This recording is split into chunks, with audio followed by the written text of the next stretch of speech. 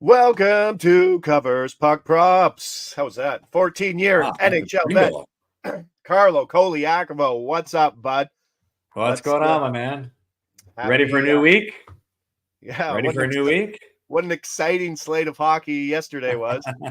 Well, I still don't understand that, but Hey, I asked the question today. If the NHL didn't exist, what sport would you watch? I don't know. I can't watch basketball, so no, tough to yeah, say. obviously football, but we only get that on so many days. But I mean, and we got no games tomorrow too. So Well, happy. that's understandable I get the because holiday. you're watching football all day. You're eating turkeys, so whatever. Yeah, It is sure. what All it is. right. Yeah, let's squeeze a game in there. All right, let's go. All odds coming via Sports Interaction. We're back on the Flyers. I don't see why not. This is like my perfect blend of a team I love versus a team I hate. Islanders hosting the Flyers here. Let's go. Philly money line plus 130.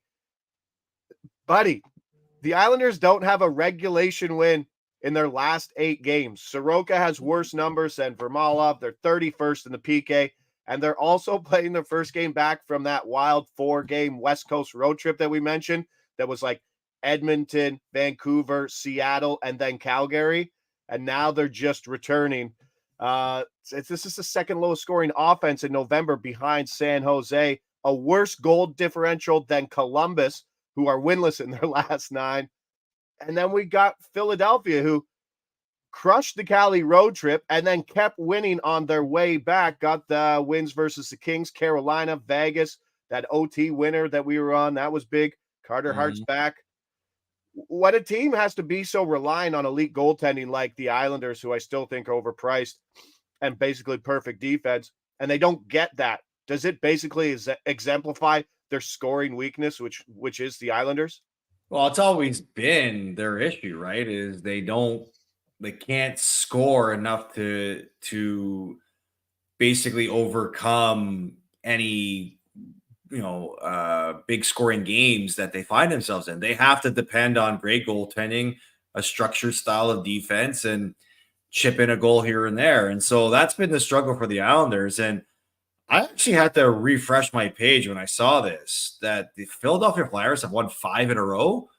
How do you Yeah. bet against a team that's been this hot and against a team that has struggled so much against the Islanders? So I think you're finding tremendous value right now for the Flyers, who are playing a better brand of a team game and are obviously getting more contributions with goal scoring than the Islanders are. So I like this game a lot when you're talking about just value it represents based on how the two teams are playing.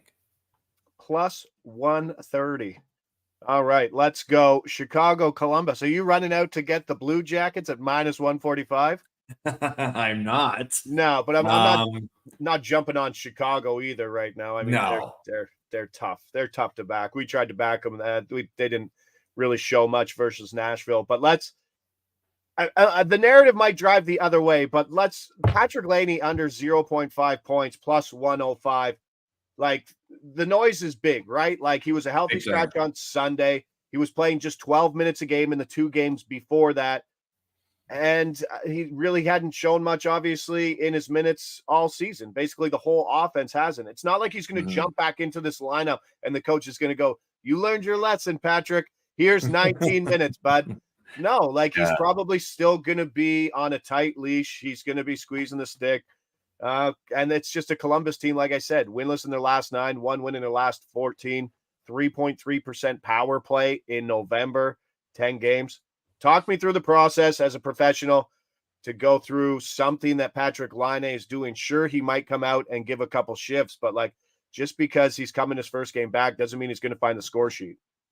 Yeah, and look, that's normally the angle that you would try to focus on when a player's been healthy scratch and he comes back in, and you're looking at it as a revenge game for the player, or a don't doubt me type of game. But that was the first time he was healthy scratched in a full game, but he's been benched a couple times already this season. So what can we really expect from Patrick Laine? His game is clearly on the decline. His work ethic isn't matching the expectation that Columbus demands from him. And in the step, let's be honest, Columbus wants to make a step towards being a winning team. You know, you look at the moves they made in the offseason. They were serious about making that step. They acquire Provorov, they bring in Severson, they get Adam Fantilli.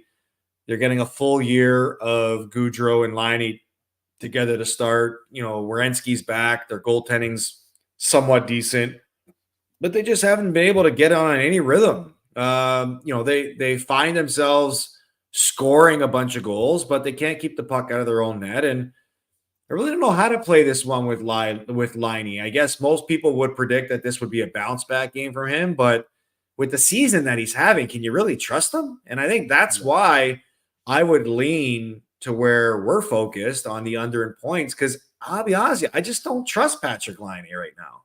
No, and I'm not paying 45 cents on the dollar to get him to score a point in a game where I don't know what his time on ice will be, right? Like this number's priced at. Is he going to be on the power play? Like, do they start him on the third and fourth line and say you got to work your way back up to, you know, the top lines on this team?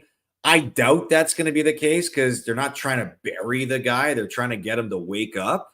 But I would just based on trust alone, that I wouldn't even hesitate or think twice about him trying to record a point or at least finding his game again until he shows us. Yeah. I mean, the matchup is tough, and that's the tough part with Chicago and Peter Mrazek, but he's playing on a line with Fantilli and Dmitry Voronkov. So that's probably one of the best wingers in hockey right there. I've never heard that guy's name. I apologize to the NHL betting community out there. But this is the first time in the matchup that Fantilli and Bedard are going at each other, right? This is the first time they're playing together against each other. Yeah. So that could be, you know, the focus of the game is Bedard, and Adam Renkamp in our comments pointed that out. So that should be a fun storyline to follow. Absolutely. And this game could finish 2-1, 3-1. This game could finish 6-6. So hopefully on the point of this line angle, hopefully it's a low scoring game on the Columbus side.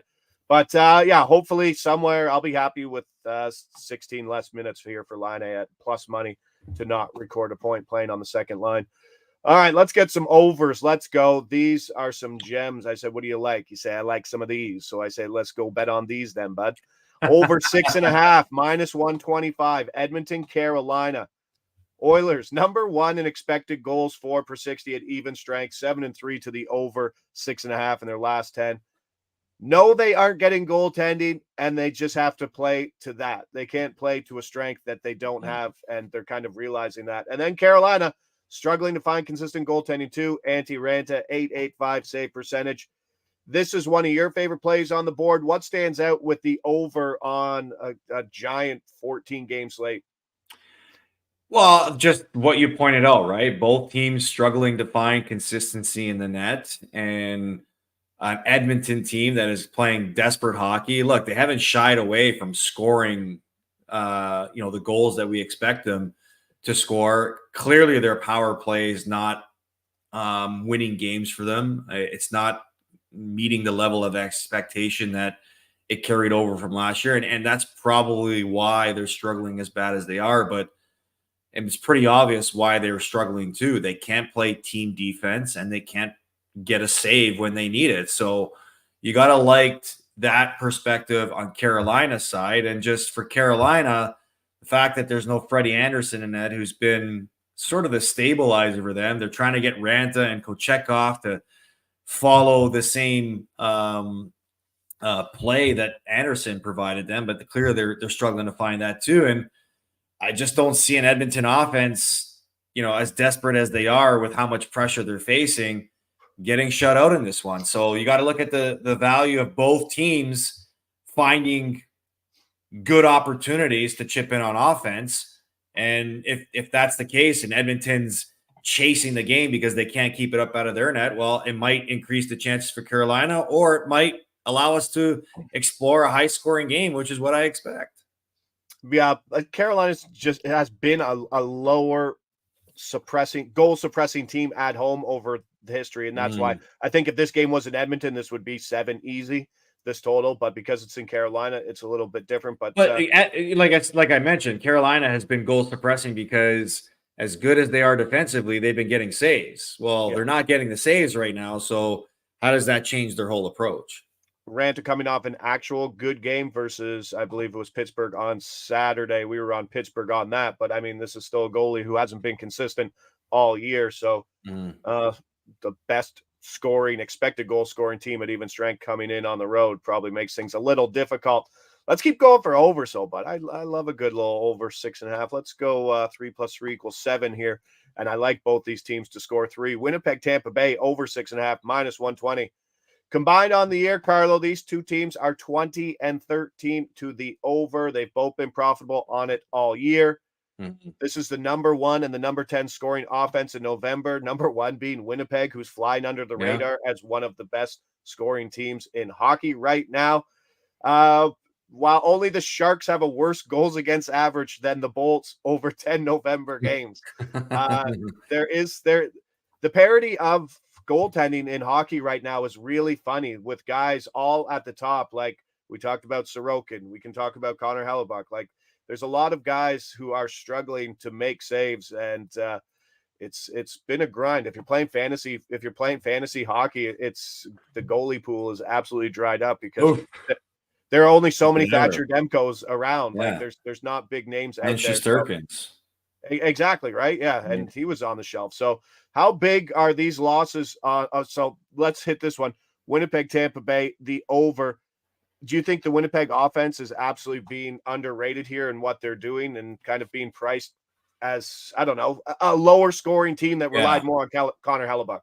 Yeah, absolutely. They're being overlooked, not just as a scoring offense, but as a team. Not many people expected them to have the success that they've had so far this season. I don't think many people thought they'd be a playoff team, considering the conversation that dominated or that was focused on them throughout the offseason of change, right? I mean, you saw Pierre-Luc Dubois head out. There was a lot of rumors about Scheifele, a lot of rumors about Hellebuck. They decided to stay, and they've had a surge in their production and a surge in their results. I mean, you talk about Kyle Connor, being one of the league leaders in goals. And when you look at this matchup, there are two really hot teams right now. Both teams have won 3 in a row. Both teams are averaging over 4.5 goals a game in those 3-game win streaks. So, they're not getting, as we could say, Hellebuck's a great goaltender, but have you seen that power play in Tampa operate? It's been ridiculous. They beat one of the best teams in the league the other night in Boston, who have the league's best tandem goaltender or goaltending situations in the league. So there's so many reasons to like this over. You got great players that are playing. You've got teams offenses that are clicking right now, team special teams that are clicking right now, and a very favorable number at 6.5. Yeah, -120. That could probably get short. I'd probably go to, as soon as that hits -130, I wouldn't be afraid to hit the 7 at even money either in that game. That could be a 5-3 game, no problem. And then let's go back to another 7 o'clock game here, out of chronological order, because that's what we do. Boston at Florida. Gonna go Carter Verhaeghe over 3.5 shots for pretty big plus money here, +125. Barkov's day-to-day. He's not out for this game, but I don't know. He's more doubtful than probable, we'll say.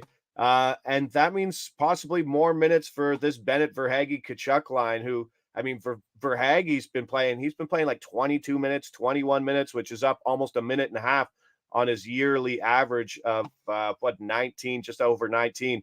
So that's great. He's number 1 on the team in shot attempts per 60, but 4th in shots on goal per 60. So hopefully that averages out. And this is a Boston team who they give up a ton of shots. Like this isn't like the Boston team of last year where they're like really strong down the middle and they'll like keep the shot attempts low and allow 22 per game. No, they're allowing 34 shots per game this month alone, ranking 29.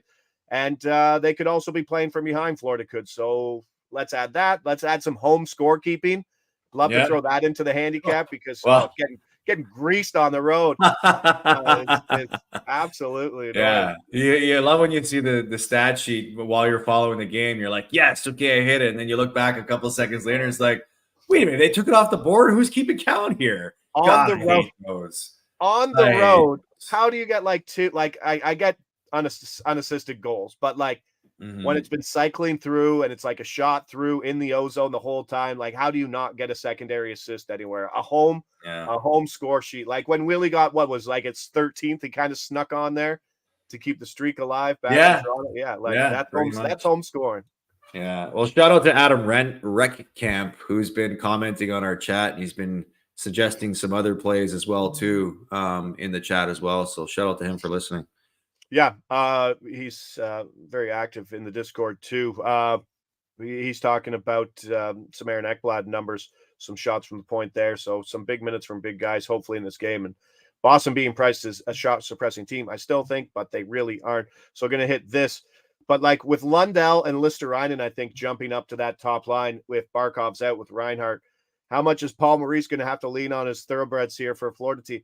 Hey, 7-1 straight up in their last 8. This Florida team is legit. Really? Yeah. Wow. Well, I look at it the other way in this matchup. I mean, I look at a Boston team who doesn't lose many games coming off of a loss. Can we really think that Boston's going to lose back-to-back games in this one? And remember, it's a bitter taste in Boston's mouth from their last time they played in Florida, where they were choking on a playoff loss that took them to Game 7, right? So actually, I like Boston, and you're getting good value at Boston too, because a team that as good as they are in these types of matchups, they should be bigger favorites. They're only, they're small favorites in this game. What does that tell you? It should tell you that, you should lean more to Florida, and there's something that we're missing in this matchup, but I hate to always doubt Boston because I look like a fool every time I do. So I'm going to ride Boston on this one. No, that's fine. I'm happy with that game script. Boston gets out, Florida trails. Maurice has to shorten the bench, keeps that top 6 going, keeping Verhaeghe on the line. And that power play gets a good 75% of the time on that top unit. So let's go a 5-pack today on a big one. Let's get some money in our pockets heading into so we can buy some stuffing and cranberries, bud, even though we're not American. So just pretend we're having American Thanksgiving. Yeah. What do you mean? I always celebrate 2 Thanksgivings. Do you? Oh yeah, man. Oh, okay. Oh, yeah. No, I'll be well, I got used to it. I played most of my career in the States, right? So I'll be celebrating mine, drinking electrolytes with other 40-year-old men hungover in Pittsburgh, bud. But hey, there you go. Yeah, we'll be out there looking at. Hopefully, no one else gets injured in Pittsburgh, so we can get to that Pittsburgh-Toronto game without any injuries and get to go see Sid Nylander. But let's go. The Kyle Dubas game. Exactly. It's a big game. Philly, money line, plus 130. I'm playing this to plus 120. Patrick Laine, under 0.5 points, plus 105. I'd play this to even money. Edmonton, Carolina, the over 6.5, minus 128. Sports Interaction. Going to go to that. And both of these overs, I'm happy to play the 7 at even money too. Winnipeg, Tampa Bay, over 6.5, minus 120. And then finally, Carter Verhaeghe, over 3.5 shots on goal, plus 125. Get those in the accounts. That's what we're rolling with today. A big slate. Let's keep going. Nothing Thursday. We're going to do some futures on Thursday. And then me and you I'll be gone Friday. So Jared will step in and take over for Friday. And then Saturday will be offline until next Tuesday. So bada bing, bada boom. You're Carlo Colaiacovo. This is Covers Puck Props, brought to you by Sports Interaction. Thanks to everybody there in the chat. Thanks for listening. Thanks for the picks. Thanks for the insight, Coco. We'll see you back here on Friday. Check.